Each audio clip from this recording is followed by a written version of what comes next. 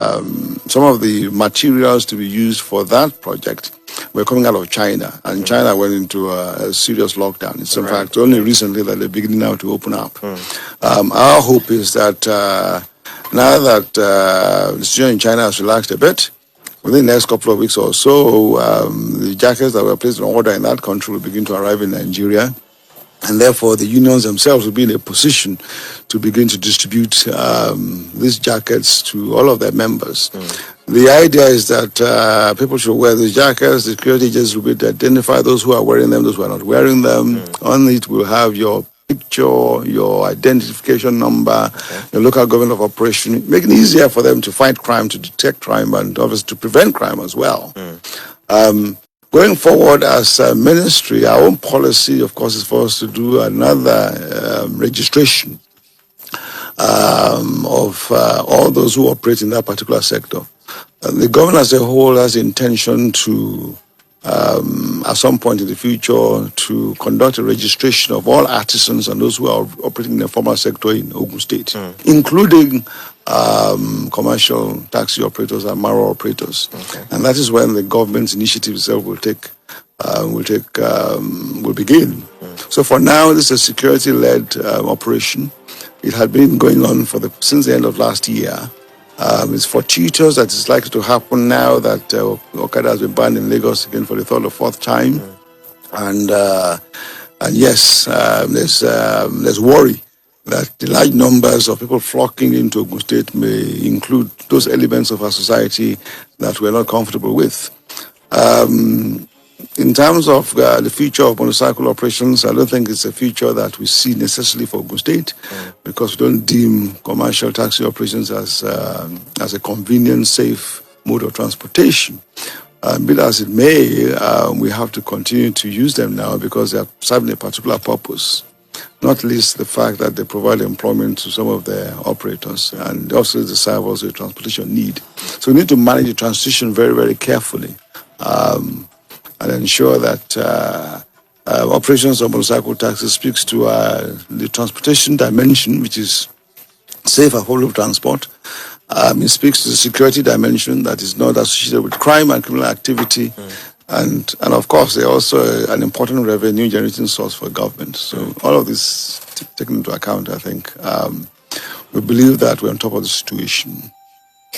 All right, if you're just joining us, well, we're about halfway through, so you have missed a lot, but you can still catch up. We are with the Commissioner for Transportation, Engr Gbenga Dairo, and he's our guest. We're talking about the Ogun State Bus Transit Scheme and other related issues. You can send in your questions to our WhatsApp number. It's 081-7555-1067. You can also watch us live on Facebook, where we're live streaming at Splash FM 106.7. You can tweet at us at Splash FM 1067. The hashtag to use is Panorama on Splash. Now, I see that you have plans to create a bicycle route, yes? To promote a bicycle route. Oh, to promote a bicycle route it is. Okay, then. Well, whether it's bicycles, actually, I'll be here for that plan, really, because I remember reading some time ago that a town or a city, I think it was a town in Europe, had this, was completely... bicycles were the only mode of transportation, and it was safe. It reduced the levels of accidents, not to mention CO2 emissions, That's right, which other vehicles would, have. So I definitely, like that plan. But whether it's bicycles, whether it's Okadas, whether it's buses, whether it's taxis, all of these vehicles must ply the roads. So let's talk about the roads now. Okay. Now, whenever we have any reason to talk about the roads here in Ogun State, we often get like an influx of calls, people complaining that the roads in their areas, and I know of a few bad roads too, especially the Obantoko, Adaton roads. There are a number of others, but wouldn't you say that it may be putting the cart before the horse to not fix the roads first and then, have an elaborate transportation plan or mass transit scheme? Thank you so much for your question again, Lola. For you sound like a transportation correspondent. Road infrastructure is an important component of transportation. When we speak about transportation, by the way, there are 4 areas that are usually critical and important to us. Infrastructure concerned, operating those infrastructure and operating rolling stock like buses on such infrastructure, regulating the sector, and of course the money and the funding that is required. Whether we like it or not, we need to accept the fact that over the years, the quality of our roads across Nigeria as a whole, across Ogun State, has deteriorated to a very, very large degree and extent. In these circumstances, any government with unlimited resources will devote all those resources, of a vast significant proportion of it, towards rehabilitating, repairing, and doing up all these roads. And I think it's fair to say, we make bold to say that certainly in the recent history of Ogun State, this administration is one of those that have spent or devoted a significant amount of effort, energy, resources to road rehabilitation across our state. Since the administration came into being about 3 years ago, notwithstanding the COVID year that we lost, some 600, 700 kilometers of roads have been either repaired, rehabilitated, or new construction undertaking across the state. Several also here in Abeokuta, and I'm sure you've noticed them as you travel along the roads of Abeokuta. And the governor is always clear in saying that, look, we cannot do it all. We can only do those that we can do, given the resources available to us and the time that he has in government, in office. So the best that can be done is being done, infrastructure-wise. But it does not mean that we should therefore then neglect others, as you're suggesting that we're putting the cart before the horse. Yes, in these circumstances, we want all the roads to be as nice and as good as we have on Abiola Way, on my way here today. But it's a gradual process. It's an expensive process. And a lot of effort, energy, resources are going into fixing all these roads. Not only here in Abeokuta, as I said, across every local government in Ogun State. What it means for us who want to operate buses and rolling stock is that our specifications and standards for the vehicles we want to employ has to be those or ones that speak to the challenges that we like to face on our infrastructure in our state. So you will notice that, you said you haven't seen those buses. They are Ashok Leyland buses. They are the earlier Euro specification buses. You will find that their clearances is very high, for example, rather than low floor buses, which you may find on some roads in Lagos, as an example. All those is bearing in mind that, in certain parts of the corridor there may be challenges, shall we say, regarding the quality of the road that they may encounter.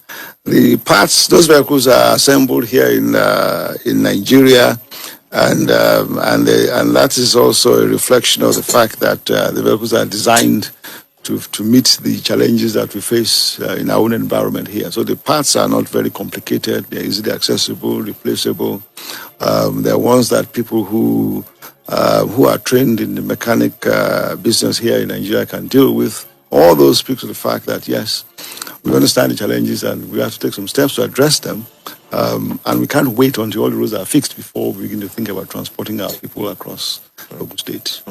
All right, we have several channels up and running once again, but you need to be a part of this. I could see several comments coming through on Facebook. Please keep them coming.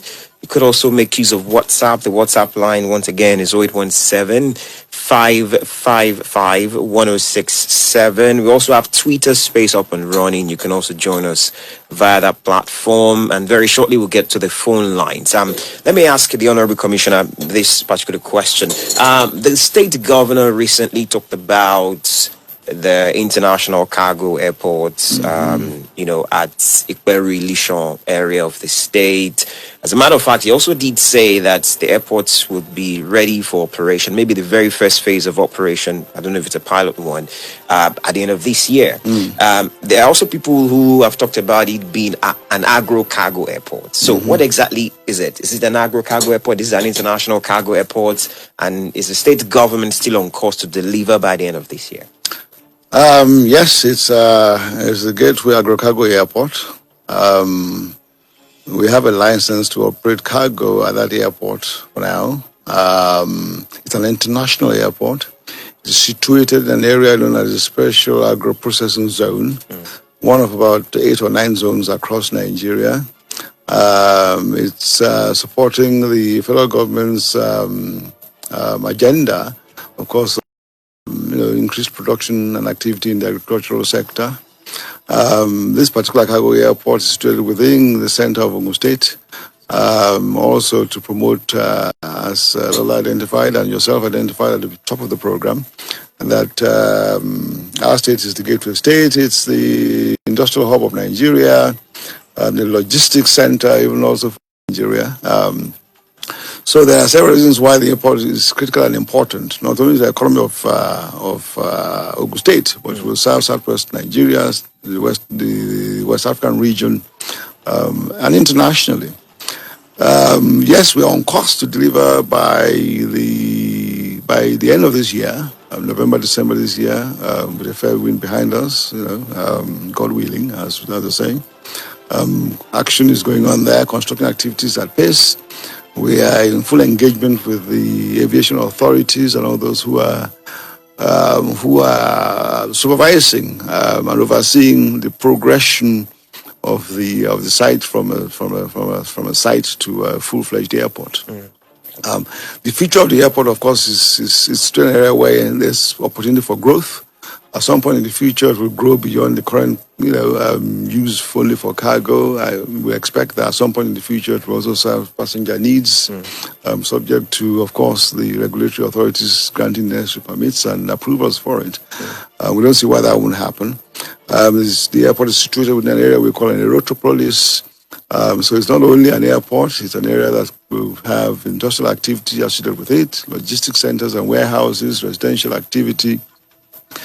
We see a new town growing in that area, in Lishan Ekweru, as you call it. And that's where some people wonder whether it's Lishan Ekweru. And you see the political viewpoint of calling it Lishan Ekweru. Very, very good. So that's our both communities. We're putting that place in the map. It's going to transform the economy of Ogun State. This agro-cargo airport is one of the important legacy projects of this administration. Okay. Okay, so before we head to the phone lines, what I want to ask is, can you give us like a highlight of what the transportation master plan entails? I mean, we've touched on some of it here and there, but are there any other things we should know about future plans for your ministry? Well, the plan speaks to, let's start with, speaks to the current transportation needs of Ogun State. So as we speak today, there's a demand and need for transportation, either within our cities or from one city to the other, or from our cities to our neighboring states like Lagos, or indeed from Ogun State to other parts of the world. So it needs to speak to that. And it does speak to that by several modes of transportation. It's a multimodal transportation plan. One that involves light rail, heavy rail, cargo rail, water transportation, bus rapid transit, bus mass transit, pedestrian activity, non-motorized transport, and so on. But it also speaks to the economic future of Ogun State. Because there's an economic development plan for Ogun State, identifies significant economic growth across the state in various locations across our state. And of course, for those places to achieve the desired outcome, transportation access has been provided for people to get there and out of there. It speaks to the need for continued industrialization and commercialization of Ogun State. It speaks to the need to make Ogun State a desirable place for people to come and live, to work and play. Tourism, of course, is important and critical here. All of those centers and activities need to be served by transportation. And this transportation master plan, multimodal plan, speaks to all of those. Plans, of course, are usually for the future. It's a 20-30-year plan. Nevertheless, we are starting in bits and in phases. The first phase, of course, is the pilot scheme here in Abeokuta. But we're also working with Lagos State under an arrangement initiative of the governors of both states, referred to as the Lagos-Ogun Joint Development Commission, to extend railway projects in Lagos into Ogun. Specifically, their red line and their blue lines. If you're familiar with Lagos at all, you will have seen that already there's construction activity ongoing to support the operation of a red line service between Oyingbo and Agbado, starting, they say, before the end of this year. Our own immediate plan is to extend the Red Line service from Agbado to Ijoko and also to Kajula and Ifo in our state in the first instance. And that we believe we can achieve within the lifetime of this administration. Beyond this administration, all things being equal, Our Excellency will come back again for a subsequent 4-year term. The project can be extended, of course, further into Ogun towards Abeokuta here. There are other networks of railway that we plan towards the airport, Agrocargo Airport, as is just mentioned, and significant area of development in Ogun State is the Olokula Free Trade Zone area, the deep sea port in that area. Also, again, access there to that facility by road, by rail, and in water transportation, critical within the plan itself. There is also a need for us to exploit further the water bodies that are available within our state, especially towards the eastern part of Ogun State, in the Ogun State waterside area, and also the western part towards the Badagry in Lagos State. So the plan is a wholesome one, a multimodal one. It speaks to present needs for transportation and also the future needs for transportation. All right, we have a number of comments already online, and I assume there's going to be a lot of calls coming in. So let's make the most of the remaining few minutes we have. 0704 400 1067, 0817 444 1067. Hello. Hello, good morning. Good morning. Tajudin, thanks for calling us. Go on.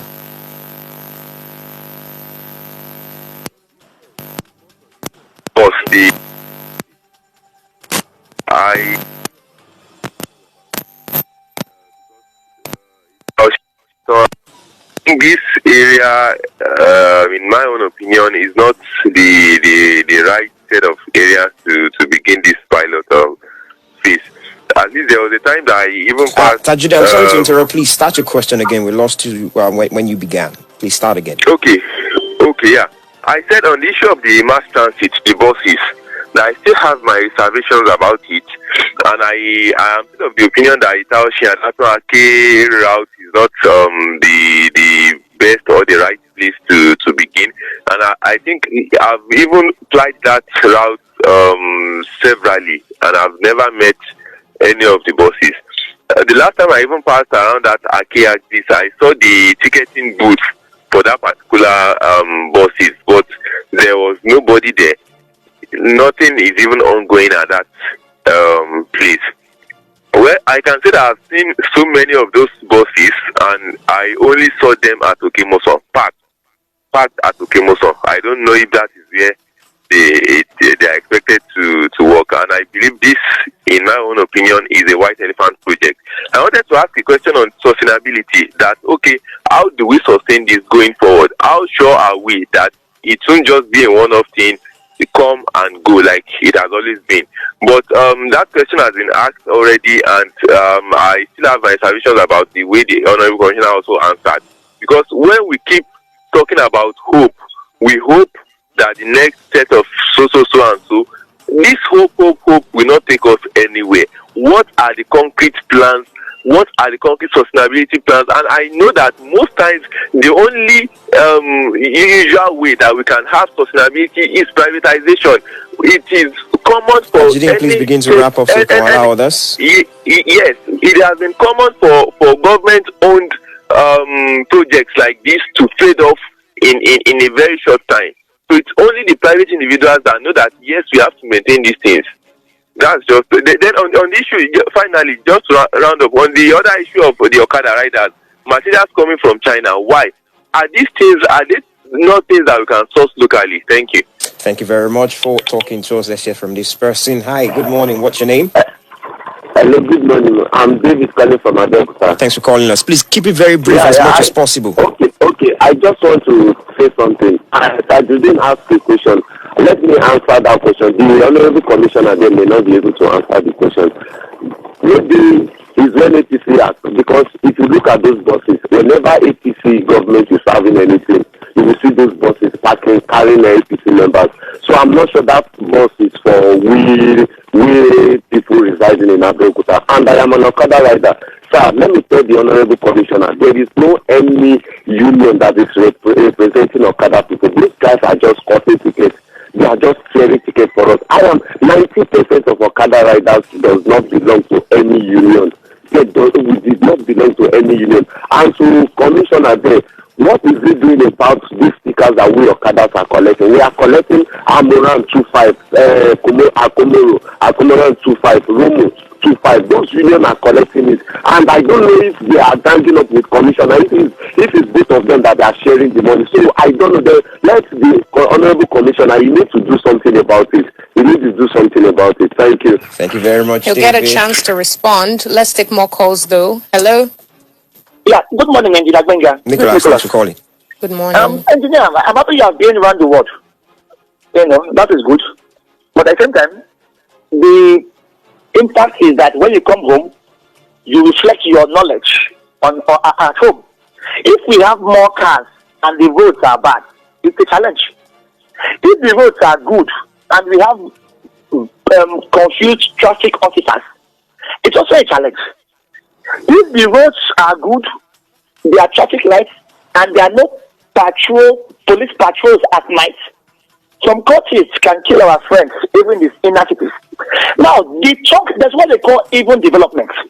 The woman in Elegad wants to just come to Shako. The woman in Shoye wants to come to Lafenwa. The woman in the fish seller in Oshele wants to get to Abiola Way. But when this pilot scheme should not last for a year, because that's where you have the greater density of humans who form the chalk of the base of the civil service or the logistics of the central areas.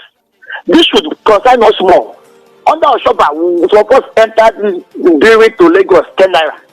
So once the people see that the roads are good and the dustbins don't compete for space in the middle of the road, they will be happy. They don't need to understand whether it is a strategic piloting or strategic monitoring. They will know and they will praise you. And it behoves more on you because it was you that took the oath, not me or Gbenga or Lola, to serve us. Have a nice day. Thank you very much, Nicholas, for talking to us. Let's get to comments on social media so we can allow the Honorable Commissioner to respond to all of them at a go. All right, I'll begin with WhatsApp. Sandy Saren Akiola, I see you sent a comment on WhatsApp and Facebook. We'll only read one of them, so maybe the one on Facebook. But Sarakat Abdulhamid Abiodun says, as we all know, there won't be efficient transport system without effective and good road network. What is the government doing about the bad roads in and out of the state? For instance, the road that passes through my hometown at Imala Ogun has been in bad shape for more than 30 years, and it is just as if that section is not a part of the state. Kindly go and see what I'm saying and inform Mr. Governor to please help us on that axis. That's Imala Ogun. On this Okada riders, why do we have so many unions handling this group of people from Akomoran to Amaran and now Romo? Are you saying if another government should come, they create another union? All these unions are burdens to the Okada riders because they procure all stickers and emblems of these associations. This next one is from Peter, who says, please, can there be train within Abeokuta and Ogun State? The mass transit, can it be cheaper since it's mass? The price is almost the same as taxis. From Adaton to Lafenwa is 100 naira and to Italshin 150. Moreover, the bus will still delay you because if the bus is not full, it won't move. Or when it gets to a bus stop, it will wait a little to pick passengers. Also, let the bus be available from Moore Junction to NMPC to Kuto. At least the road is good. This next one says, okay, I'm trying to go through the ones with questions first.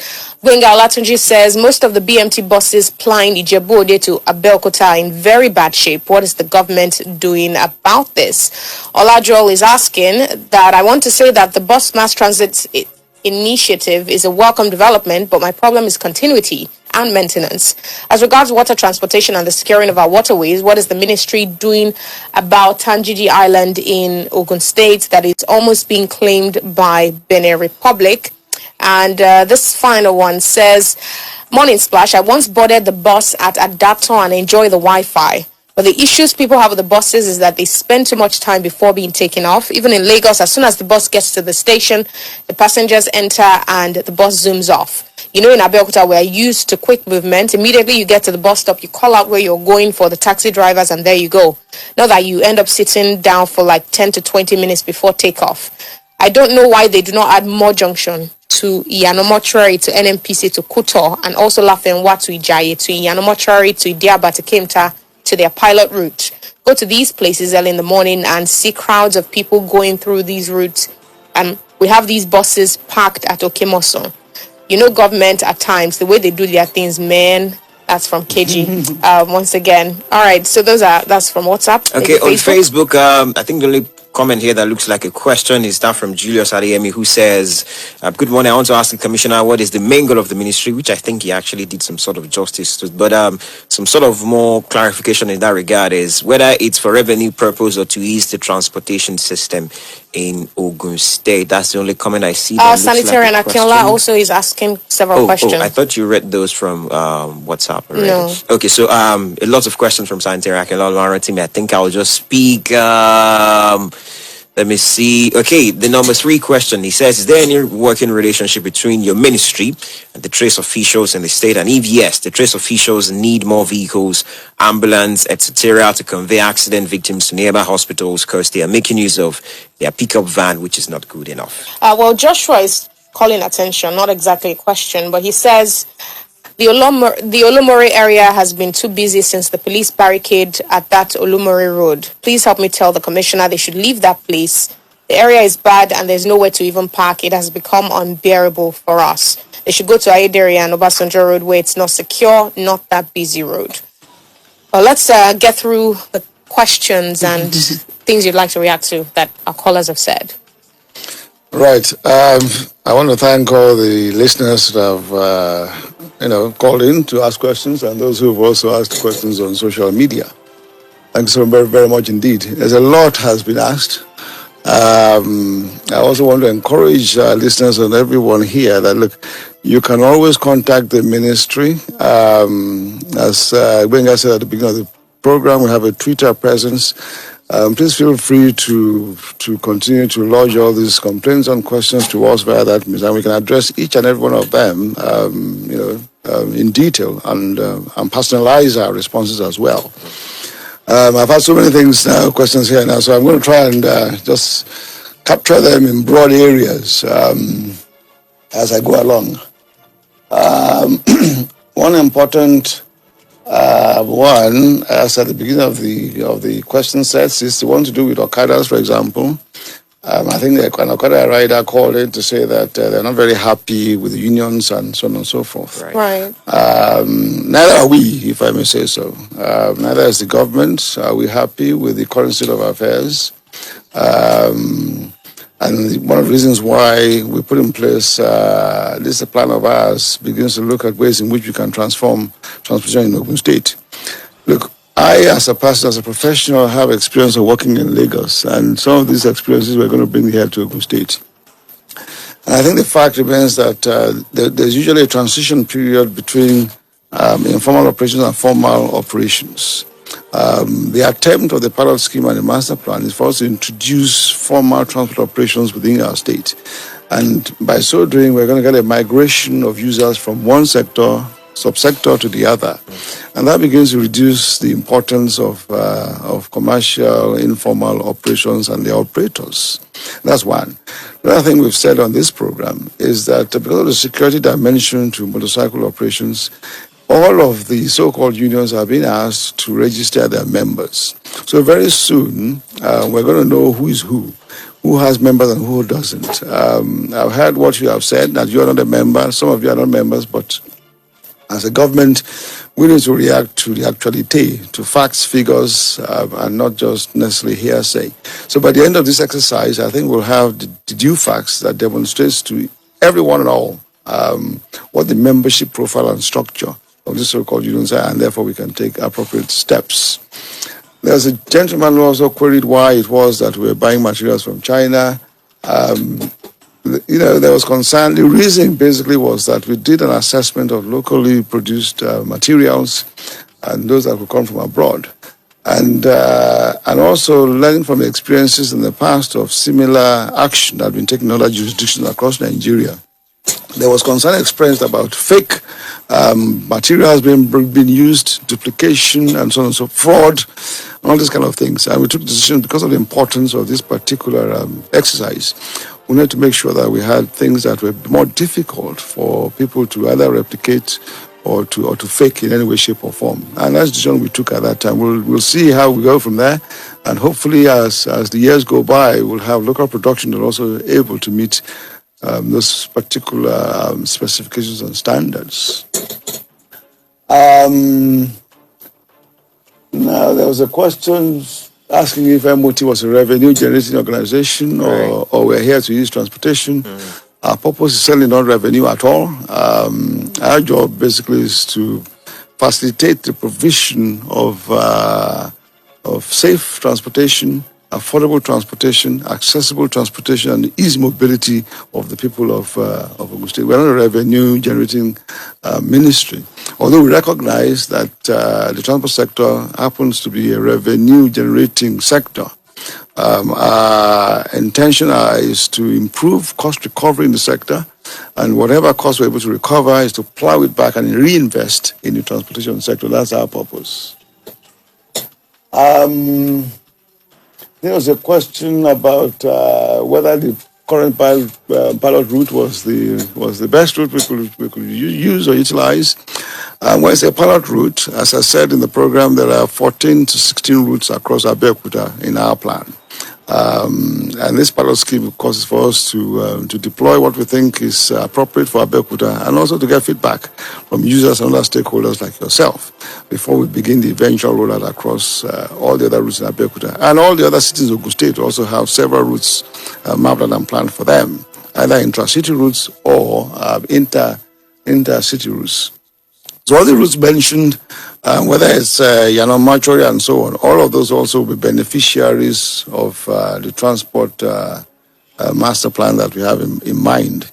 The difference between what we are planning and what you may have seen in the past is that we're not simply thinking that we should provide buses and put them on the roads. There are certain facilities and structures and infrastructure that must support operations. You must have appropriate, safe laybys and bus stops and bus depots and terminals, appropriate off-board ticketing systems and infrastructure, the capacity to deploy the quality of the buses that we require for them to have places where they can be routinely maintained every day and refueled. So a lot goes into a successful world-class transportation system. So it's not merely simply taking the buses off a parked area and deploying them on the road. That's not the intention. Our plan is to ensure that we have a service that is, demonstrates a departure from current experiences.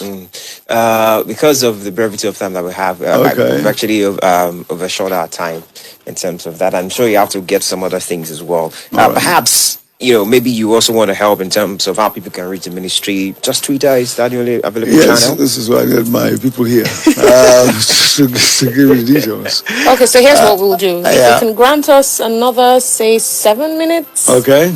When we come back from this set of commercials, right. you reel out the channels of communication. Yes. Okay. All right, so stay with us. We'll be right back. All right.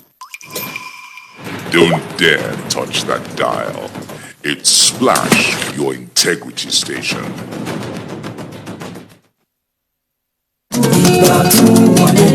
ABR ọ̀rẹ́ àgbẹ̀ àbísúyọ lóko bọ̀pá dé. Wọ́n ní ẹ ò gbọ́dọ̀ kárí ẹ̀ lórí ìgbà ọ̀tun. Pàápàá àǹfààní tó gbọ́mọpọ̀ dáadáa. Ilẹ̀ oko mo lọ́gẹ̀dẹ̀ orílẹ̀ ìlúgùn Ọlọ́run dá 25,000 ní plọ̀tì báyìí. Ẹ ra plọ̀tì mẹ́ta kẹ́ ẹ gba ìdajì sí i. Wọ́n sì jẹ́ éèkà lẹ́ra ẹ gba plọ̀tì kan sí i. Ilẹ̀ àgbẹ̀ Kọ́bápẹ́ Alábàtà Ọ̀pẹ́jì 30,000 per plot. Bẹ́ẹ̀ bá ra plọ̀tì mẹ́ta ìdajì lẹ́gbà sí i. Wọ́n sì jẹ́ éèkà lẹ́ra ẹ ó gbòdìdì kan sí i. Àwọn onírà ti wà nílẹ̀ láti ra èrè oko yìí 39 NTA Road Ọ̀gbẹ̀ Abẹ́òkúta 08033706236 08033706236. ABR ọ̀rẹ́ àgbẹ̀ àbísúyọ lóko pọ̀kọ̀ ìgbọ̀tún fáwọn àgbẹ̀. Àǹfààní yìí pin lógúnjọ́ oṣù táwa yìí. ẹ̀gbọ́n ta ni àníta ló sọ pé òun ò mọ̀. wọ́n lé wọn ò lè bá a. òtítọ́ inú ìfẹ́ àti ọ̀yàyà àpọ́nlé tí ò láfiwé. àwọn òṣìṣẹ́ ilé ìta fóònù sí mọ̀. gan ló mára tó níbàárà pẹ̀sẹ̀. ilé ìta fóònù sí mọ̀. ojúlówó pọ́nbélé. làwọn ẹ̀rọ ìbánisọ̀rọ̀ tẹ́ ẹ bá rà níbẹ̀. àlùbáríkà ló gorí iṣẹ́ wọn. òun ìbùkún ọlọ́run tó múni ńlá. ló fà á tó fi jẹ́ pé ẹ̀dínwó tí ò láfiwé. ní gbogbo àwọn ẹ̀rọ ìbánisọ̀rọ̀ tẹ́ ẹ bá rà ní sí mọ̀. bí owó tó fẹ́ fira fóònù ò bá tí ì pèsè ọ lọ́wọ́. lọ́sàn-án bá tó wà sílé ìta fóònù sí mọ̀. lọ́wọ́ kan wàá gba ẹ̀rọ ìbánisọ̀rọ̀ tó wọ̀ ọ́. wọ́n máa wá sanwó tó kù ní san díẹ̀díẹ̀. tó bá ṣe pé èmi lẹ́yìn ni. ilé ìta fóònù sí mọ̀ ọ̀gán táyé ń gba tiẹ̀ yìí. máa sọ fẹ́nìkan. máa tún sọ fẹ́nìkan. ó yá tún já jọ sọ fẹ́nìkan. bí òkè téńté lókè ìléwó ni ilé ìta fóònù sí mọ̀ wà. bí dájú pé òkè yẹn gan ló gbà lọ. torí ilé ìta fóònù sí mọ̀ kankan ò sí ń sàlẹ̀. lókè ìléwó sí mọ̀ kan tún wà ní Láfẹnwá. ládojúkọ First Bank. pé 09060846451. sí mọ̀. Dedam Multi-Concept Services Limited. Pẹ̀lú owó àkọ́kọ́ sọ 100,000 naira. Ṣé ẹ mọ̀ wípé ẹ lè gba ilẹ̀ kẹ́tù gba àgbọ̀dún? Mo ní kí n wá sọ fún yín ni o. Kúkú kásẹ̀ lẹ̀ pé Iléyá promo 2022 ti iléeṣẹ́ Dedam Multi-Concept Services Limited ti bẹ̀rẹ̀. Ní June 10 ọdún tá a wá yìí. Tó wà ní Kọ́bápẹ́, Ìdórì, Alábàtà, Alámàlà, Amọ́lì, Òkè Àtà, Ìyànà Ìlógbò, Òkè Àró, Rádà àti bẹ́ẹ̀ bẹ́ẹ̀ lọ. Bẹ́ẹ̀ bá ralẹ̀ láti 1 million naira sókè. Àgbò kan, ìrẹsì báàgì kan àti òróró 5 litres lẹ máa gbà kún. Lórí ilẹ̀ 500,000 naira sókè. Àgbò kan, ráìsì ìlàjì àpò àti òróró 5 litres lẹ máa gbà kún. Lórí ilẹ̀ tuntun 200,000 naira sí 499,000 naira. Ògúnfe kan, ìrẹsì báàgì kan pẹ̀lú òróró 5 litres. Lórí ilẹ̀ tuntun 100,000 naira sí 199,000 naira. Ìrẹsì 10 kg pẹ̀lú òróró 1 litre lẹ máa gbà. Lórí ilẹ̀ 50,000 naira sí 99,000 naira. Ìrẹsì 5 kg lẹ máa gbà. Ẹ jẹ́ ká jọ jàǹfààní Iléyá promo 2022 yìí. Kókó kásẹ̀ lẹ̀ ní July 10. Ẹ kàn sí Dedam Multi-Concept Services Limited ní nọ́mbà 10 Kala Building, Abiola Way, Abẹ́òkúta. Tàbí kẹ́ pè wọ́n sórí 0906-886-0437. Bàbá ó ti dá níwájú ọ̀kadà yẹn, ẹ páàkì mi báyìí máa sọ̀kalẹ̀ bí. ẹ farabalẹ̀ ẹ jẹ́ kí n páàkì dáadáa náà. ẹ ṣàbẹ̀ mi ṣí bùtù kí n kó àwọn ẹrù mi bọ́lẹ̀ kúrò ní mọ́tò yìí. Kálọ́ máa bá mi gbá àwọn ẹrù yìí o. Túndé jọ̀ọ́ jẹ́ ká jọ káwọn ẹrù yìí wọlé. Ìyá àánú wá wàrà ní ẹ ibo ló ti rẹ́dùn èrò ọmọ tó pọ̀ tó yìí. Kí ni nǹkan náà? Àrùn ló máa jẹ́jà rẹ. Ẹyẹ kìí ṣe ká fi yín mọ̀nà. Ìwọ náà tó lóyún. Ó jẹ́ tètè nìṣó ní the Ennis Global Covenant Baby Care. Àwọn olóṣílẹ̀kùn àǹfààní aláìlẹ́gbẹ́ sílẹ̀ fún gbogbo aláboyún pátápátá láti máa dá owó ẹrù ọmọ wọn díẹ̀díẹ̀ sọ́dọ̀ wọn. Yálà wọn ni ó, àbá ń bẹ̀ lọ́hùn ni ó. Kódà ìyá Tèmídire àti ìyá Zainab. Ibẹ̀ làwọn náà ti ra gbogbo ẹrù ọmọ wọn. Sírú ẹrù ọmọ tẹ́ fẹ́ tí ò sí ń bẹ̀. Pẹ̀lú àǹfààní san díẹ̀díẹ̀ yìí. Owó ọjà wọn ò tún wá wọn rárá. Ó jẹ́ tètè nìṣó ní the Ennis Global Covenant Baby Care tó wà ní nọ́mbà 9 Oníkólóbó Road ládojúkọ Catholic Comprehensive High School lóníkólóbó Lábẹ́òkúta. Láti lọ jẹ àǹfààní yìí a sì tún lè kún wọn sórí 0818-303-5977. Ẹ kú dédé àsìkò yìí o. Ayọ̀bámi Àkànjí Adélani ni orúkọ mi. Èmi ni olùdásílẹ̀ àti alága fún iléeṣẹ́ IAS Unique Homes and Properties Nigeria Limited tá a dásílẹ̀ lọ́jọ́ kẹfà oṣù kẹfà ọdún 2016. Gbogbo ògo kó máa jẹ́ ti Ọlọ́run. Odidi ọ̀sẹ̀ kan gbáko la fi máa fún yín ní ẹ̀bùn ọdún kẹfà àti ẹ̀bùn ọjọ́ òbí. Ṣé bẹ́yìn náà rántí ilẹ̀ wa tá a pè ní Queen City tó wà ní àṣepa Ọ̀bádà Òpó ládojúkọ Ọbásanjọ́ Farms Lábẹ́òkúta. Ní báyìí 300,000 naira péré lè máa ra ilẹ̀ yìí dípò 500,000 naira tí à ń tà tẹ́lẹ̀. Lójú ẹsẹ̀ lẹ́ẹ̀tùgbà ẹ̀bùn bíi rechargeable standing fan, smart TV, home theatre, washing machine àti bẹ́ẹ̀ bẹ́ẹ̀ lọ. Má jẹ́ kí àǹfààní yìí kọjá rẹ o. Pé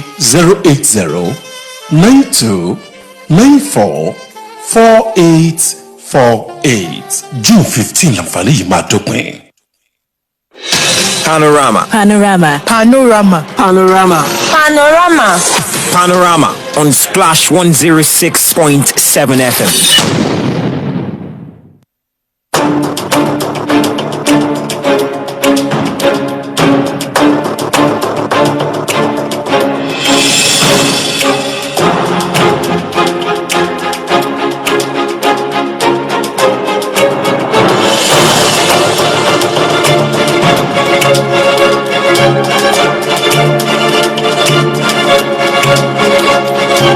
Appreciate you a great deal for staying with us here on Splash 106.7 FM, the Integrity Station. Panorama is the program you're listening to. We still have with us in the studio the Engr Commissioner for the Ministry of Transportation here in Ogun State, Engr Gbenga Dairo.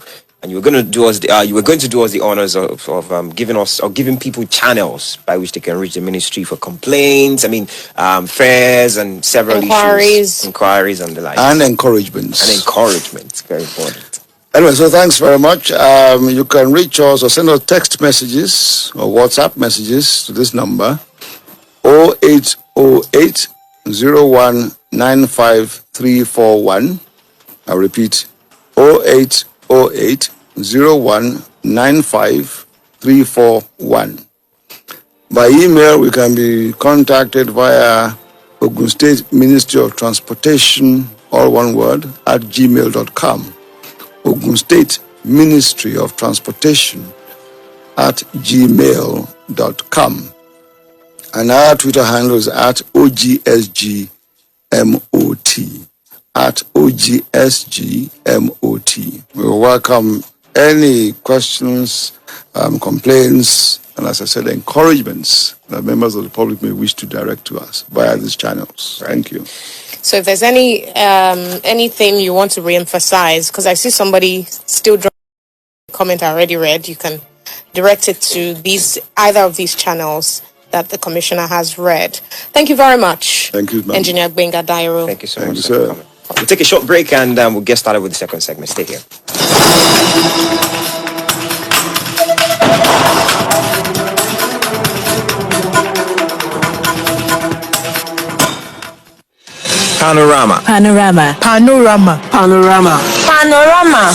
Panorama on Splash 106.7 FM. Don't dare touch that dial. It's Splash, your integrity station. Greatness. Reflex.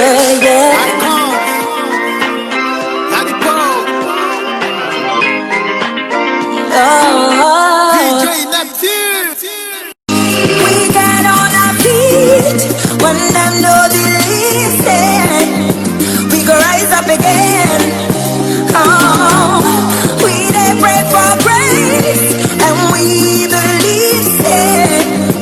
We go rise up again. I just see your hands, you know, understand why nobody wants send you, nobody won't help you, yeah. I'm all you need to bring your dreams alive again. Fire in your heart, go burn out every doubt you get. Oh, you ever make it to the top? This life not turn my turn, so don't you stop. Hey, will I ever make it to my prime? Last I be champion, so watch me ride. We get on our feet when them know you listen. We go rise up again. Oh, we dey pray for grace and we believe it. We go rise up again. All my life I've been the underdog, I've seen the elder gods, I've been the one to rise up and even know the odds. I've seen the flashy cars when I sat inside the bus, I said yes to the boss. I've walked kilometers to get to where I did. I prayed for grace to cover all my day to day. I've seen the rich boys, the flex boys, we go become people. So even they go flex boys, they talk. Shout out to E-Money, I've seen girls getting selfish now. All right, thank you for staying here and for lending us your ears as well as your morning to give you panorama. Hope you enjoyed the issue of the day segment of the show. And it's time to move on to the second segment. But I do understand we have some comments that we also still do have to read. That's right. There On are no WhatsApp, questions. Nicholas says, Okada riders have refused to become ritualists or kidnappers and avoid jail. We need to plan for them rather than some funny guys collecting unremitted taxes from them to enhance MC Oluomo's billions. This next one is an additional comment from Surakat, who says we should remind the commissioner of his community town road now, even if not grading. Well, that's what I meant when I said now that the commissioner has ruled out the channels of communication. You remind him this, but bombard them, send them a barrage of messages about Imala Ogun Road that you say has been in bad shape. All right, this one is from Comrade Olonsoya Shamsuddin Akorede from Kemtao Kyodo community, who says, he says, please, I think our governor is back from Ekiti State, or should my message be forwarded to him at Ekiti? Because this is not my third time that I will complain about this our bridge. But since all these days, both the governor and those concerned to come and visit this bridge and then make a fast action on it in order to rescue the life of the masses living in this community have not done so. Election time is approaching. Please do the needful. Once again, I encourage you to use the channels of communication earlier reeled out. While Olajo said, he said the commissioner is yet to say anything about Tangiji Island that is being taken over by Benin Republic. Well, I apologize. I did read that out, but we're really trying to make it before we had to go on commercials and we had to let the commissioner go. But I think there's an additional message on Facebook and there's one on Twitter that I can confirm. Okay. On Facebook, okay, maybe the rest of Engineer Tayo Adinero. Oh, right, yes, Engineer Tayo Adinero saying, good morning, Splash. Please tell government to merge these Okada union together, I beg. Okay, I think that's Mba Sunday, did you read that one where he said it's always a pleasure listening to this wonderful program Panorama, very informative and educating, keep it up. Please, when do we expect to start seeing buses ply other routes in Abeokuta outside the Itaoshin Adaton axis? I think he said by pretty much November, also mentioned December? that thereabouts. All I can remember is mentioned that this is pilot phase, and so it's a gradual thing where they will have to ease into spreading to other parts of the state and the city. So sometime next year, that I'm sure of, they will branch out into the other 14 to 16 routes that the commissioner said they intend to launch in. On Twitter, Moyosore Oluwa says, we are always putting the cart before the horse. What is the essence of a new transport scheme when you haven't created a path or a lane for them? And a lot of alternative routes are not motorable. Maybe you guys need to have the Commissioner of Works come on air. We are in. We'll look into that. Yeah, we will. All right, let's get to the papers now. I have with me Vanguard newspaper. And I have Nigerian Tribune. Okay, big story on the front page of the Tribune is today. Southwest governors raise questions over Owo attack. And there's a quote here which I'll read out. You are the champion of the Amotekun in the Southwest. We, your brothers, wonder if this is more personal because of the role you have played in ensuring that our zone is secure. One wonders if there is a particular reason this attack was launched in your hometown of Owo. You find details of that on page 8. OPL 245. Why Nigeria lost $1.7 billion claim to JP Morgan. You find that on page 7. Drug deal, court jails Abba Kyari's co-defendants 2 years. You find that on page 2. MRA rejects government attempt to regulate social media through the back door. You find that on page 2. Abducted Anglican bishop wife driver regained freedom. You find that on page 26. Ekiti Guba poll, INEC deploys 4 national commissioners, 8 recs. The writer says, rein in your supporters, IGP tells candidates. You find that on page 30. Lawan Gbajabiamila raised concern over losses suffered by NAS members during primaries.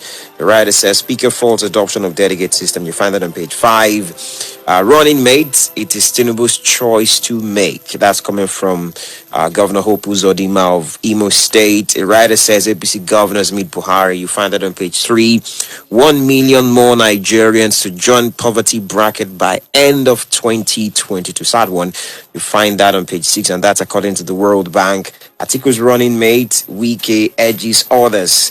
You find that on page 27. And the picture on the front page of the paper is that of the All Progressives Congress APC governorship candidate in Ekiti State, Mr. Abiodun Abayomi Yebanji, addressing supporters during the APC mega rally in Ado-Ekiti on Tuesday. And I've heard a lot of talk about this rally, how there was some sort of, reference to the introduction of the governor of the state by his Ekiti State counterpart. But I mean, that's just by the way as it happened in Ekiti State. Those are the stories on the front page of Nigerian Tribune.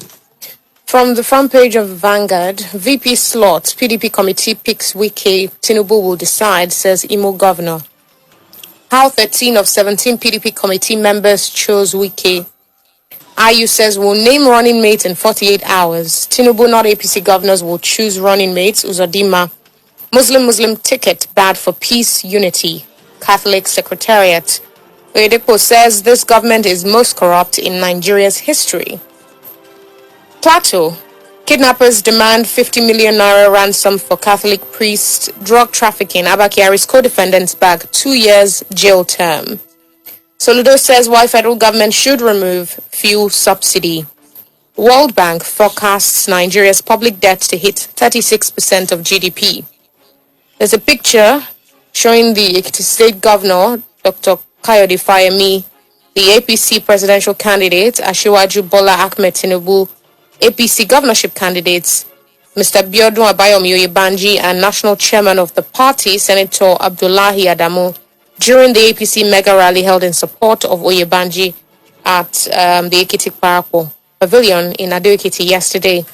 APC primary, Buhari takes decision without cabal's impute. According to the presidency, OPL 245 deal, UK court rules against federal government in JP Morgan's $1.7 billion case.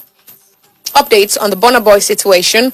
Club guards flee as CSO insists on thorough investigation. And finally, OPEC says Nigeria's oil output has dropped 23.8% to 1.024 million barrels per day. Okay, and we have Sir Eddie, I know, as is usually touted here as well, joining us for this particular segment of the show. Thank you so much for coming. Good morning, Lola. Hello. Good morning. You're not feeling cold? No, not at all. Although the rain had been intimidating. Yeah. Because it started around 12 a.m. Right. So I had to come inside it. I mean, I prefer to, because you just have to do your job, whether the rain is there or not. That's the way we've been brought up. Okay, it's a pleasure to have you join us once again. Let's take a look at the big story on the front page of the Tribune, which is about how Southwest governors have raised questions about our attack, and they feel, or they are opining, that maybe because Akeredolu has been, and I mean, he's been very vocal about Amotekun in Ondo State, and lots of plaudits have also poured in that regard of how he's championed the cause of Amotekun and security outfit in Ondo State. I mean, before the inauguration of Amotekun, I'm not sure any other state in Southwest that's taken it as serious as the Ondo State governor has. Yeah. And so they feel maybe there's some sort of personal growls in that regard is why the attack happened, and even in his hometown of Owo. Does he feel that way to you? Yeah, I feel that way, because if you look at the way Engr Gbenga had handled the issue of not only Amotekun, the regional security, the way he has even handled power returning to the south, after 8 years of PMB, you realize the fact that, in fact, it's this period that is making me, and I guess so many Nigerians, or so many Ogun states, so many regional people in southwest region, to respect him. I respect him a lot because to me, he's the real Omoluabi, because he has stood up, to injustice. He had spoken out. In fact, right from the Asaba meeting, he said power must return, and he insisted even during the convention. He insisted, and again when it comes to southwest security, he's still insisting that. In fact, he said Yorubas have never been conquered before, and it's true if you look at it critically. After Ilorin, the Afonja, Alimi, and all the rest of it, they attempted that, but they were stopped, down there. So he's saying no way, But I like you rightly suggested, and that people are suggesting, is because of the way he has handled the Amotekun. Because those, in fact, on many occasions, they have impounded vehicles, carrying individuals and arms and ammunition and guns, in Ondo State. Yeah, on many occasions, in fact, they impounded them, showed to everybody, and whether the federal government took any decision after that, that's the federal government's cup of tea. But he has been very vociferous. He's been very outstanding, and I like him. In fact, he must have garnered more respect from so many Nigerians because of the way he has stood up to it. Okay, in this regard now, does this mean you should take some sort of back seat and pedal or soft pedal or sorts? He's not even taking any back seat. He is insisting that coming to a war has repercussion, and in fact, he's going to fish them out. Whether they've been fished out, because there was an uproar sometimes, that they've been fished out, but people are saying, even the Oba is saying, no, we have not been fished out. And see what the women did, performed incantation, rituals and all that, because they believe that with that, some people, in fact, when this rain started falling day before yesterday and yesterday, and the thunder was very, very, in fact, very intimidating, very high.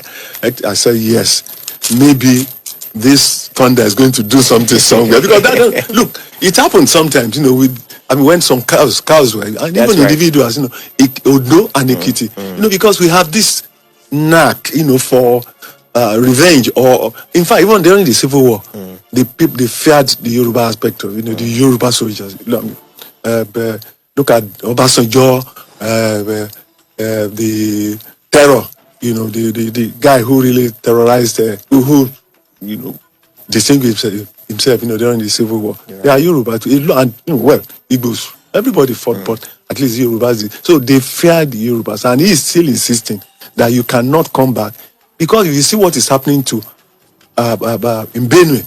In fact, Benue attack, southern Kaduna attack, right. is something you cannot even think of, because this thing has been happening over the years, in fact, for 6-7 years, and nobody seems to be doing anything about it. I mean, we have a governor in Kaduna, and this attack, especially in Kajuru local government, it's been, and people will just go. In the last time, even the government was denying the fact that there was an aeroplane or an aircraft that have shot, but people still repeated it.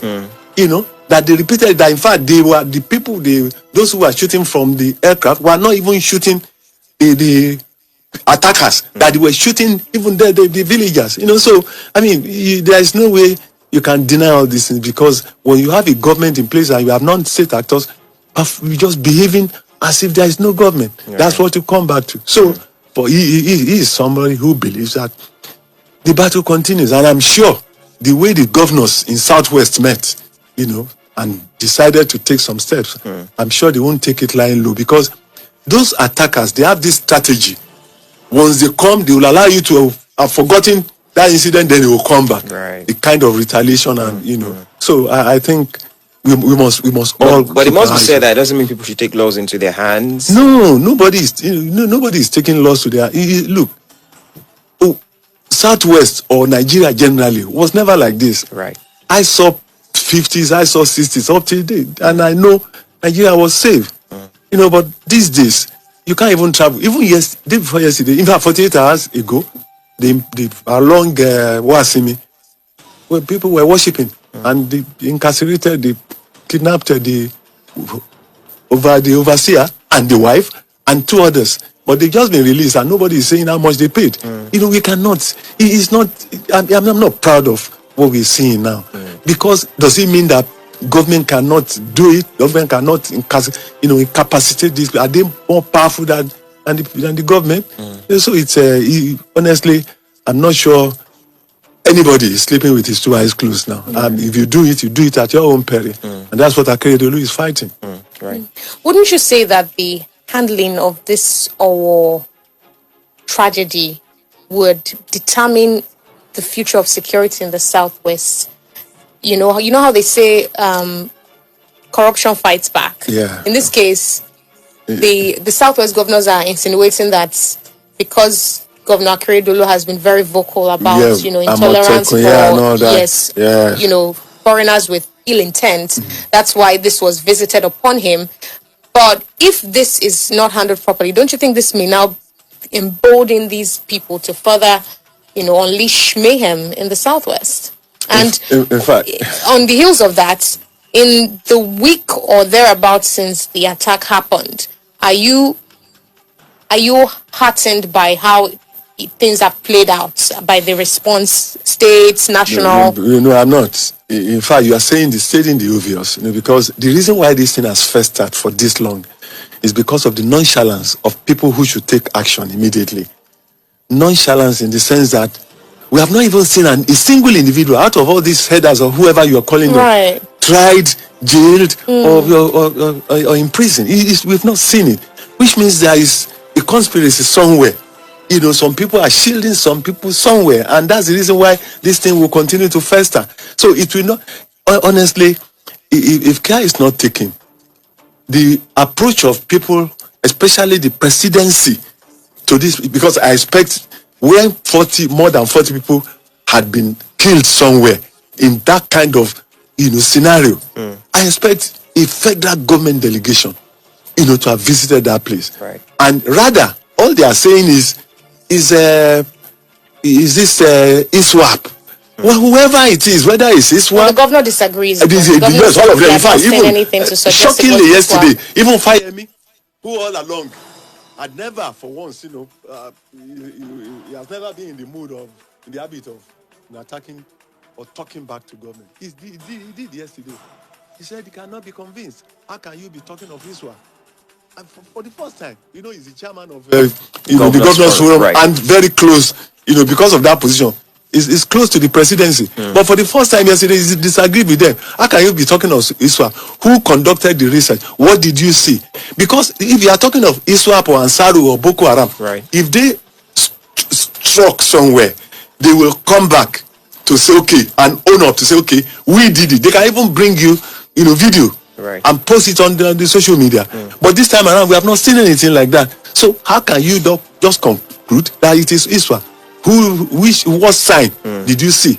The sign we have seen is the fact that some people have taken it upon themselves and been aided, to keep killing all over the nation. Right. And nothing concrete had been done, about it. So that's the reason why I believe, yes, and so many Nigerians have that opinion, that unless some people shake themselves off this lethargy, this attitude of it's just happening because it's not happening to me or it's not happening in my area, I don't care. Because it's happening to people. 40 people killed in one area and nobody has even sent. All these lamentations will not save the situation. Let us do the needful. And what is the needful? State police. And that is what Akeredolu is trying to rehash, in Ondo State. That's what he's trying to do in Ondo State. Okay, how can you establish regional outfits and you say they cannot carry AK-47? You want them to go about with gun, whereas those guys who came to attack came with very terrible AK-49 and all that. Right. So how do you now expect so there is lopsided. Look, if we are running a federation, let us run a federation that will benefit everybody, because security is the major job of the federal government. And so the way states are left now, they are helpless. Right.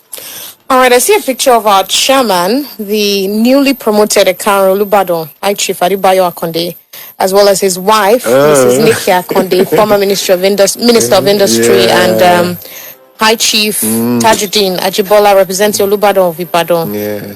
During his ceremony, the promotion ceremony, performed by the Olubadon Oba Moshood Olalekan Balogun, on this page of the Vanguard, where I'm about to read this Oyedepo story. But let's get to it anyway. This government is most corrupt in Nigeria's history. That's according to Oyedepo. And Femi Additional responds by saying, you're blinded by hatred for Buhari. But let's see what exactly Bishop Oyedepo said. Apparently, he said, I saw this coming, but I never knew it would be in this dimension. That's why I shouted against it in 2015. I was a lone voice, so I was abused, but everyone has seen it now. You can't be in corruption and fight corruption. This is the most corrupt regime in the history of Nigeria.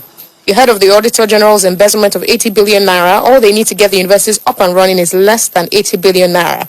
Many children are out of school, and there's nothing to pay them to get back to school. We saw some folks in Covenant University that we had to pay to help them graduate. 30,000 first-class graduates can't get the money to pay under this wicked government. Are they interested? Their children are not here. Under the same government, Khan chairman was beheaded, Deborah was murdered, and worshippers were killed in church. Meanwhile, in a swift response, President Buhari's special advisor on media and publicity, Femi Additional, said Oyedepo harbors hatred for the president and is blinded by his hatred. He said the bishop at Ota can't even get his facts right. Blinded by hatred for PMB, he says Auditor General stole 80 billion naira. Pity, he doesn't know the difference between Accountant General, only alleged, and Auditor General. Like OBJ said long ago, we should begin to ordain our bishops. What do you make of this back and forth? Allegation and counter-allegation. Well, these are interesting times in Nigeria, because no doubt. Yes, because we are seeing all kinds of shenanigans, and you see. But what is surprising is when people of Oyedepo's caliber, talk or speak something about a national issue. I think we should respect such a person. There is no doubt about that. And it doesn't take an Oyedepo, to know the situation, to compare the GEJ regime and this regime. Yes, under GEJ, there was the Desiani and all the rest of them. There was the 2.1 billion, the Suki case and what have you, and, sundry corruption cases. But the level we are seeing, that I have seen in this past 7 years, is humongous. The amount of money stolen, in quotes, allegedly stolen. I mean, the not the Auditor General, the Accountant General. It's not even 80 billion. There was another 93 billion that was discovered again. I think about 170 allegedly. Allegedly. But whether there's no smoke without fire, and on and on and on like that. Babashi Alawa, although, I mean, after the case must have spent 3, 4, 5, 7 years, they'll find a way around it.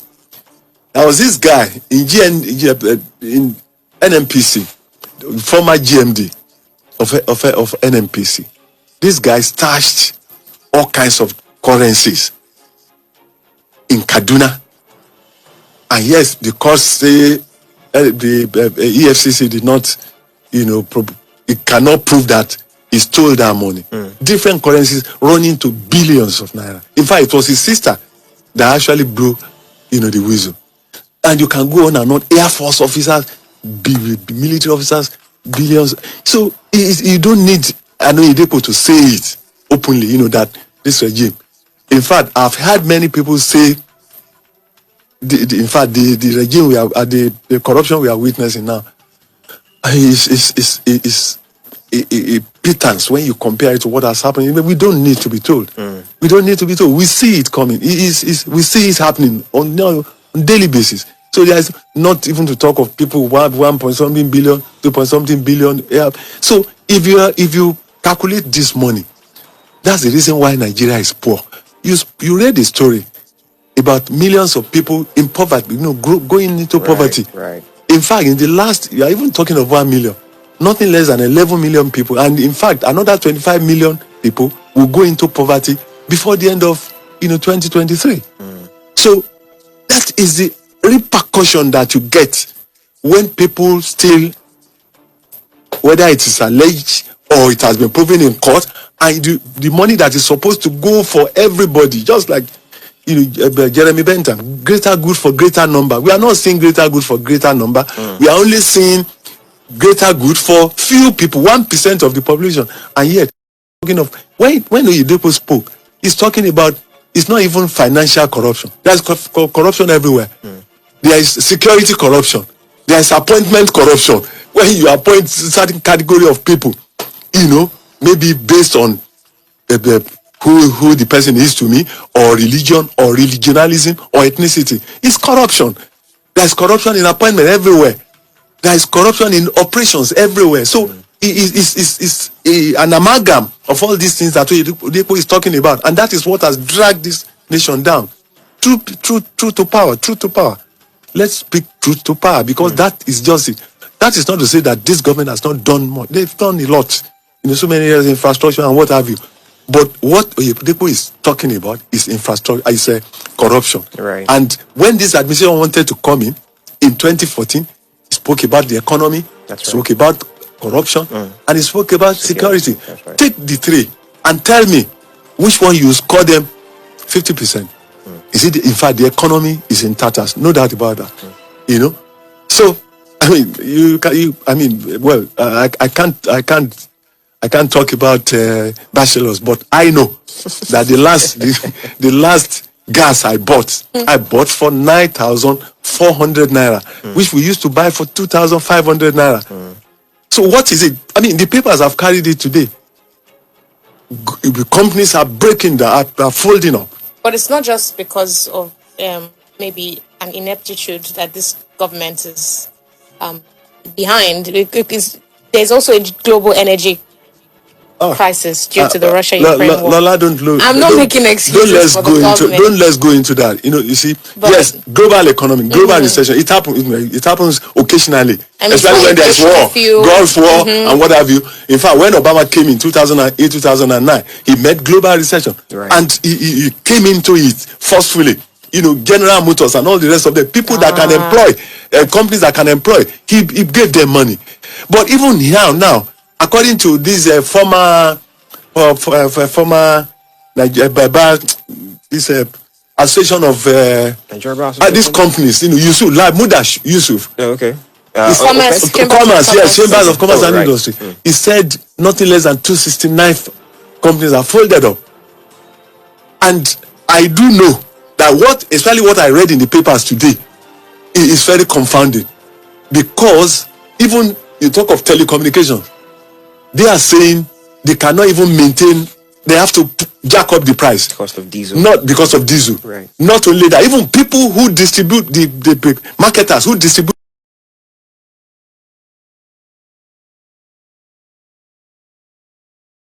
on one barrel of, they spend about 1 liter. Right. They spend 40 naira to take it to their destination. And if you add 40 naira, to 165, what do you get? So nobody does business that way. That way. These marketers are investors. They get money from the black market. Right. The forest is no more there. So what is it that you are talking about? So generally speaking, that of oil, we shot ourselves in the foot by not refining our oil in Nigeria here.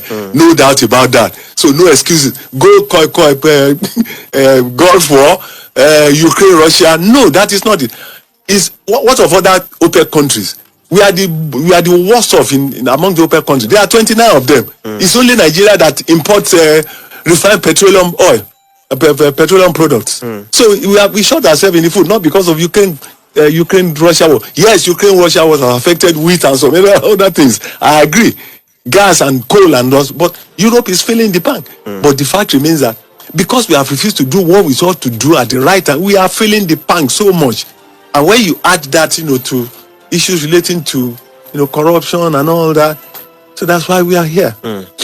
Okay, let's move on and take another story. I was tempted to talk about the World Bank reporting that 1 million more Nigerians to join poverty bracket by end of 2022. Yeah. And it's no news. I think that was 2018 when that news broke that Nigeria has now become the poverty capital of the world. But I don't know how people can help themselves in this regard. But let's talk about the PDP now. We understand that Wike has edged others in the choice of a VP by the presidential candidate of the party, talking about Alhaji Atiku Abubakar. The question in this regard is, does the choice of Atiku and Wike, does it look like a good choice for the party? I mean, there was also talk about Ifeanyi Okowa being in the running because he's from the south and all of that.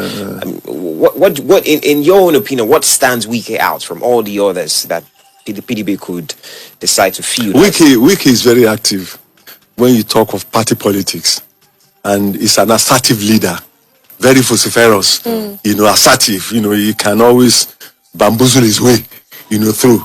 Although all these qualities is brash, it's rash at times, and he gets results. Although when you look at people's perception of him, it appears, he may not be able to. You see, because if you look at Atiku himself, Atiku is somebody who he has worked with Obasanjo. That's right. And he faced up to Obasanjo, when things went awry. Right. So having two strong characters is the problem I'm having. There are two strong characters. You see, because look at the way Wike handled even the PDP. He was the only person that was financing the PDP and throwing money about and all that, and ensured, according to him, when Atiku, fled to UAE, Dubai, after losing in 2019, he says he was, and in fact, they didn't even and all that. So I would think that an Okowa would be better. But if we can, all these things we are reading in the paper, it may not eventually come to that. Right. Because the final not been released because what people are considering, although 17 of them, out of 17, I think 15 of them gave it to Wiki. When you talk in terms of activity, is somebody who can stand up to anything. I mean, he can wangle his way through, whether he's talking, whether he's acting, and he knows the boys, how to use the boys, to get things done. But for a stable regime, I think an Okoa, is level-headed, I mean, he's an achiever. He's run the government for 8 years in Delta. And I think because, I mean, two goats, cannot work. When you need to have a goat, you need to have, the other type. So that's what I have. Now, but the other side, we are talking of PDP. Right. The APC. It appears this Muslim ticket thing is on the cards. And the reason why people feel eventually it may come tomorrow is one. When you look at an average northerner, religion is life. But when you look at Tinubu, for instance, and so many Yorubas have replicated that, for him, religion is just to worship. It's not particular about it's not too robust about it. And that's the reason why he can encourage the wife, to be senator. Yes. No. Yeah, the senator, to be a Christian, but he's an officer. She's an officer in Redeem. Right. And not only that, Fashola too. Yes. Even our own Namusu, married the daughter of a reverend father. Here we don't care. And that's what Tinubu, personifies. But there is their way of life. And so that's the reason why, probably, because of votes cashing, that's the reason why this Muslim ticket, is being touted to garner votes. But for me, if we allow it to go, so many people have gone against it, Youth Wing, everybody has been saying no, pastors and all that. Even some Muslim guys have been saying no to it. And I want to join them to say no to it. One, if we allow it, it's going to be it's going to lead to the emergence of an Islamic state in Nigeria. And two, it will show the whole world that Christians have been, relegated, to second-class citizens. Because if we start everything in Nigeria, once it starts, there is a precedent, it becomes a norm. Whereas, let's look at the past, where people will talk about the General Gowon. He is a Christian. He picked late Chief Obafemi Awolowo, his deputy, between 1967 and 1970 during the Civil War. That was because of the war. But during the First Republic, 1979, Chief Obafemi Awolowo ran with Chief Phillips Umiadi, in a Southern and Igbo person. And that is Christian. Dr. Nnamdi Azikiwe ran with Ishaya Audu. Ishaya Audu is an Hausa, indigenous, but a Christian, from the north. So that again is Christian. And not only that, if you look at Chief Awolowo and Philip Umiadi, it's not even only Christian. It is Southern.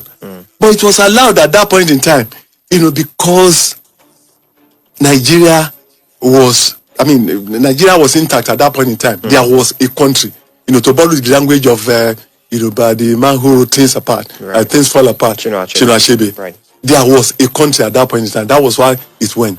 And in 1993, Abiola Kingibe, because we wanted the military to go. But anything after that, because in 1979 and 1983, Alhaji Shehu Shagari ran with Dr. Alex Ekweme. And since then, it's been a northerner, a southerner, a Christian, a Muslim. If we do anything contrary, especially to Tinubu, because the people who are selling this narrative, the people who are saying no, it doesn't matter, it's the character of the person, his competence and all that, I'm sure they are working towards something. And if he buys into it, I bet his ambition maybe a mirage, yes. Because they are working towards something. Either ambition, that is the Northerners who are saying it doesn't matter, it's competent. They are either, some of them are working to be vice president, or they are working towards Islam, this Islamic thing we are talking about. But some of them are in this government, people who love that Islamic thing, they are in this government. So if he runs into that trap, because I know as anybody, as a Nigerian, any human being, once you know, even if you don't win, it doesn't matter. But don't let's upturn the apple cart. Don't let's do what is not feasible at this point in Nigeria, when Nigeria is on the precipice. Nigeria was on like 1993. Right. All right, before we get to the phone lines and read your comments, let me just read some of the details of this OPL 245 deal and the court ruling that does not favor Nigeria. It says the Nigerian government has lost its $1.7 billion claim against JP Morgan Chase Bank over the transfer of proceeds from the sale of OPL 245 in 2011, operated by Malabu Oil and Gas Limited. In the judgment delivered yesterday, the Business and Property Court of England and Wales Commercial Court said there was no proof that Nigeria was defrauded in the deal. It says here that all attempts by Nigeria to prove that there was corruption in the OPL 245 deal have so far proved fruitless. An Italian court in March 2021 dismissed all charges of corruption in the transaction, discharging and acquitting all defendants, including Shell, ENI, and Dan Etete, the promoter of Malabu. The U.S. Department of Justice, DOJ, previously investigated the OPL 245 deal and announced in October 2019 that it was closing the case. In April 2020, the U.S. Securities and Exchange Commission also closed investigation into the controversial deal after it could not prove fraud or corruption. All right, you want to react to that? No, yes, the case has been on all along, because this for the Dan Etete man, was a petroleum minister, and he bought surreptitiously. He got this OML 245 or whatever, and the case has been dragging on all along. In fact, so many people were shared money, were shared dollars. It was there. But the problem is, are we chasing the wrong people? Is that why we keep losing other courts? Yeah, because we don't really get our facts right. That's why EFCC has been losing so many cases. Because rather than you would believe in media trial, instead of looking for cogent reasons. Like Ibori, for instance, Ibori had almost 117 charges here in Nigeria. It was not in Britain, only 2. Right. Got him gouged. So I think it's the way we have handled it, and the politicization of that case. It's been politicized, because so many important personalities in Nigeria allegedly shared dollars. But given how many years we've been taking this to the courts and losing, that's lots of money that we're spending on legal. Exactly. To what end? Exactly, to nothing. Because it's. I don't know. Send us comments on WhatsApp 0817-555-1067. Call us 0704 400 1067 0817 444 1067. Good morning. Yeah, good morning, Nicholas. Thanks for calling us. Go on. It was this same prosecutorial nonchalance that made Nigeria lose Bakassi to Cameroon. Now we are going to embrace ourselves again in the eyes of the whole world. On war, again, not in Nigeria, Italy, 1994. 8 minutes to go, we were to lead. The Italians could not lose that match. They had to remove Amulike and Amokachi in the Italian way. So whether it is ISWAP, Boko Haram, Hezbollah, they know that Akeredolu is the Amulike in the southwest. So they went to Ondo, they bypassed Akure, Ikare. They knew where they were going to, and they made 2 statements: a religious statement and a political statement. So whether Agbeshola is saying that it's ISWAP, who do we believe? The man whose village was messed up, or the minister in Aitama? On Muslim, Christian. Again, you remember that even our military generals, as funny as we thought they were, they even had the courtesy of grace to make sure that Apata even chose a Christian. It's either a Christian, Muslim, even Babangida, a bit too. So how come we have suddenly suffered a national amnesia? Yesterday, a Catholic priest was kidnapped again in Plateau. In Itobi here, they have went to a church there. So we can see that Obasanjo was right when he was delivering the paper in Iseluku in 2019 that this is a grand plan for West African colonization and Islamic expansionism. These guys have a better mapping of the Nigerian forest more than the National Boundary Commission. We are trapped. Only God can save us. Then I'm also going to advise the daughter of a reverend father. The reverend fathers are sworn celibates. Probably a non-Catholic reverend. Have a nice day. Thank you very much, Nicholas, for talking to us. We appreciate that. On WhatsApp, this comment here says, good morning, Splash FM. Why must Nigeria go for same religion to lead the country? Now that we are having Muslim, Christian, we are still crying of Fulanization. What if we have Muslim? What will happen? We should arrange it well before it's too late. Yeah. That's from Tunji from Rwanda. You can still call us 0817-444-1067. You can call or WhatsApp 0817-555-1067.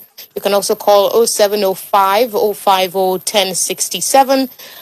Engineer Tayo Adeniro from Abeokuta says, all right, let's get to this call. We'll get back to Engineer Tayo's comment. Now, hello, good morning. Hello, good morning. Good morning. Thanks for calling us. This is Shipsula from Abeokuta. Sorry, I want to talk on the issue of whether Muslim or Christian Muslim. This is a very strong message to our Christians. Looking for one Christian that is a politician is difficult for us to get now. I can remember one of the either priest or reverend in one of the Catholic church in the East said he wanted to contest for the position of a governor. That same week, he was sacked by the church. If we say politics is a dirty game, we are not joining them. Now it has happened. Who is going to represent the Christian? That is that. On the issue of the Owo massacre, there is a video that was trending that they arrested those people. Then the police debunked it. I would like to employ the governor to please speak on the issue, whether they've been arrested or not. Thank you. All right, thank you for your comments. Back to Engineer Tayo's comment now, where he says, well done, Gbenga and Lola. Saidi, thanks for your submission. Firstly, please, where is Femi Adesina from? Secondly, I love Wike to go with Alhaji Atiku Abubakar. Wike is very bold. Okowa is cold somehow, and Nigerian citizens don't need cold leaders. But make Atiku, they wait for tough time like he did to Baba throughout their 8 years. Also, okay, let's take this call. Good morning. Thanks for calling us. What's your name? Hello, good morning. Good morning. Uche is calling from Abeokuta. All right, Uche, please keep it very brief, like a minute. It's okay. Let me manage the time anyway. You see, hello, am I clear? Yes, very. Go on. Yeah, it's very, very worrisome when you listen to the Controller of Custom on the list of the items that they seize on the border point.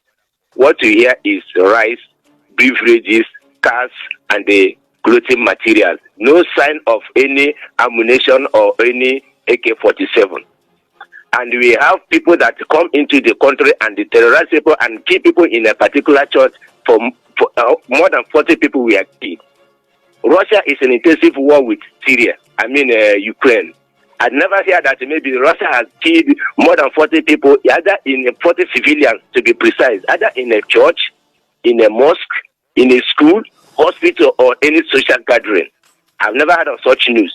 The people that are in intensive war as of the moment, it is very, very worrisome that we were pushed to go and do NIN by force. Even some people paid to get their NIN. But the people who make communication, gather themselves together, go and attack, kill people in some way. And we are doing NIN. We have a national security number that could dictate where people are making calls and where people are coming from and where people are gathering together or maybe to discuss one thing or the other about insecurity. But you did NIN. All this is very, very worrisome. Nigeria is an eyesore. We have to go. Nigeria is an eyesore. Thank you and have a nice day. You too. Thank you very much for calling us. That's the final call we'll take.